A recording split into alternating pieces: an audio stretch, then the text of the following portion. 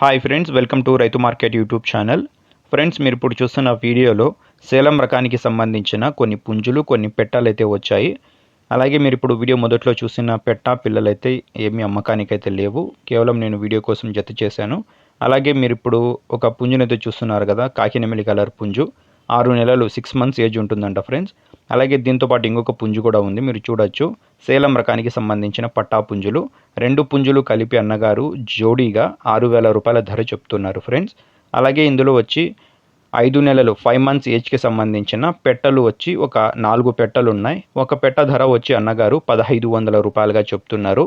అలాగే 6 నెలలు 6 మంత్స్ ఏజ్కి సంబంధించిన పెట్టలు వచ్చి 3 పెట్టలు ఉన్నాయి.